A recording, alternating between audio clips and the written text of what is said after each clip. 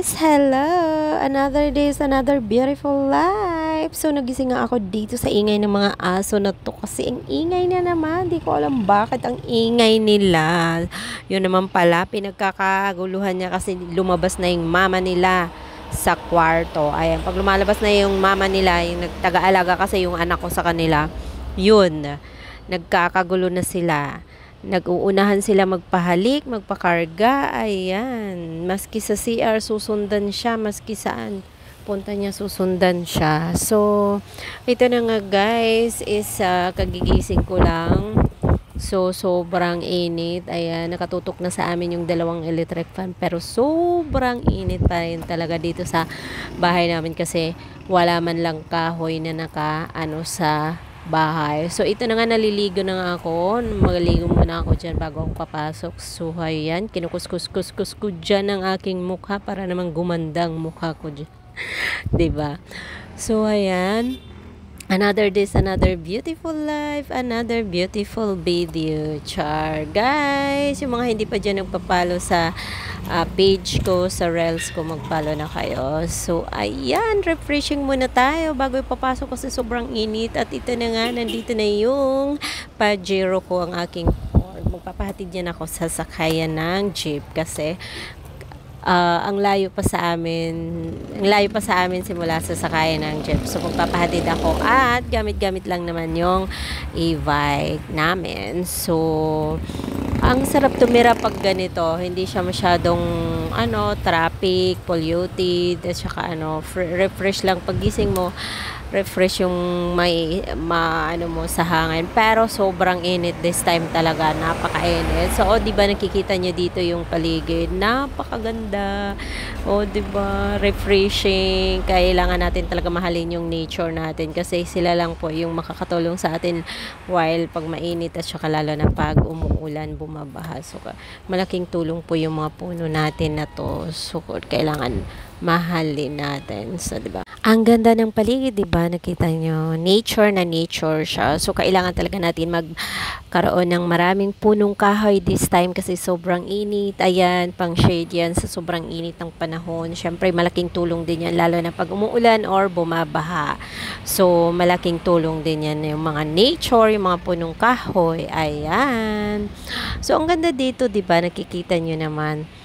So, anyway, ayan, this is my routine every day. Pagpasok sa work, then, ayan, papatid ako dito sa sakayan ng jeepney. So, araw-araw makikita ko. Pag nakita ko na itong mga punong kahoy na to is, ayan, ang sarap ng pakiramdam kasi parang fresh air talaga. So, nakikita nyo naman, ang sarap magtambay dyan kasi mahangin, tapos hindi siya masyadong mainit kasi nga maraming punong kahoy.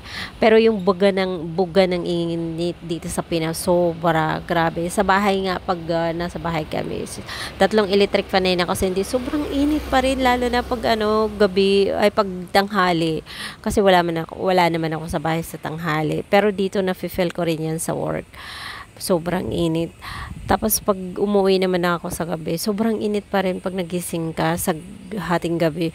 Pawis na pawis. So, kailangan talaga ng aircon. Siyempre, kailangan natin ng aircon. Yung mga mayroong pambili, ayun. Bumili na kayo ng mga aircon. Pero yung wala, taste muna tayo sa fan. So, ayan na nga, malapit na ako dyan sa sakayan. Sumakay na nga ako dyan ng jeepney.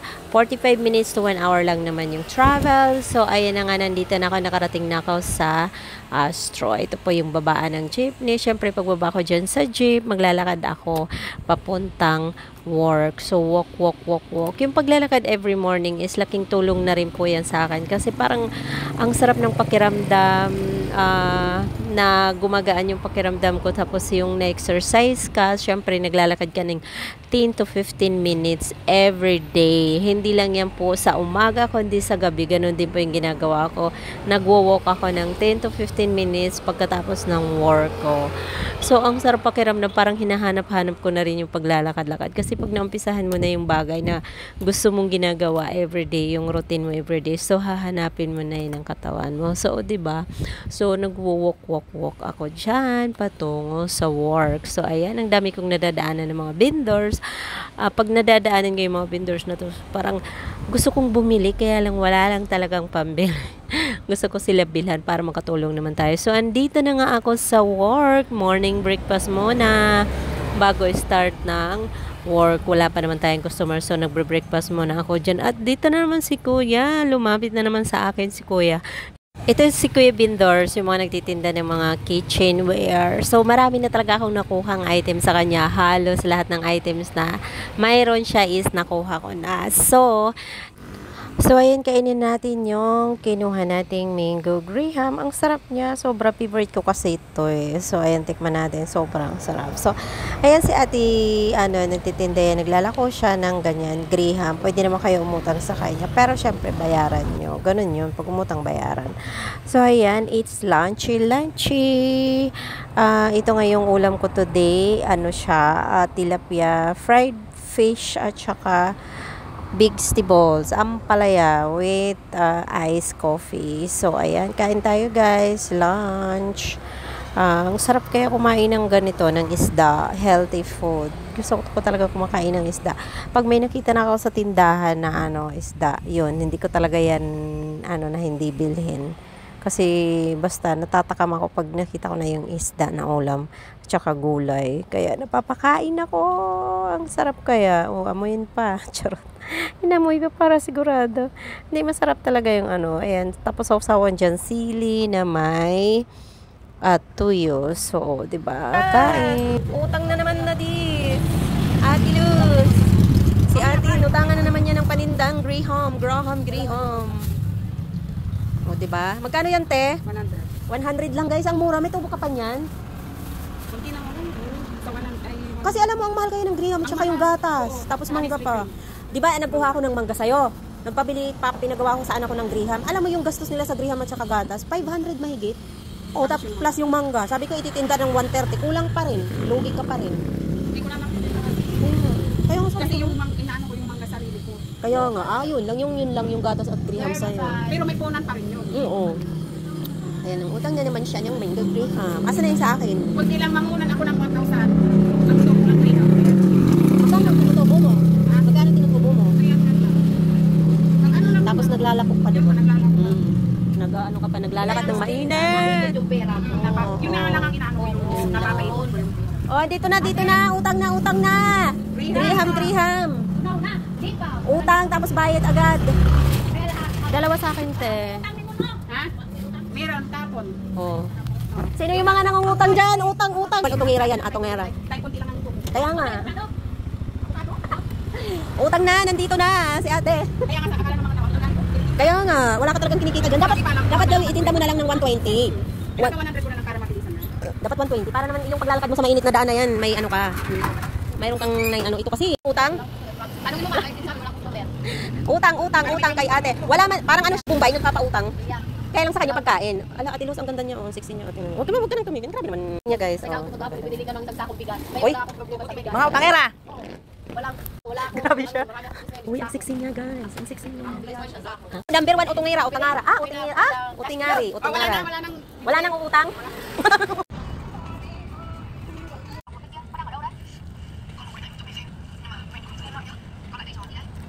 Mahal mo kasi, dapat kinikare mo siya. Sasabihan mo siya. Kasi nga, love mo siya eh. May level pala yun? Level pala yung amoy. Kahit anong klaseng level ng amoy, basta hygiene, matitipok. Matitipok yung amoy. Ay, pag gwapo. Hihiwalayin mo pa ba? Kahit basta mag-hygiene talaga siya. Mag-hygiene talaga. Wala na, umalis na si gwapo. Ay, wala na, iniwan tayo. Oh, may brum-brum pala yun. Brum-brum pala si gwapo. Namantikaan niya. No comment? Pag mabaho yung hininga yung jowa mo, anong gagawin mo? Nasunin.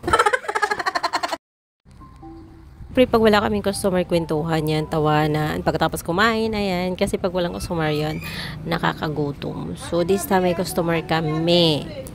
So, this time na is nagka-customer na nga kami. So, ayan, yung customer gusto niyang 2 girls at saka dry massage siya. So, ayan, tulog na tulog, pagod na pagod siya.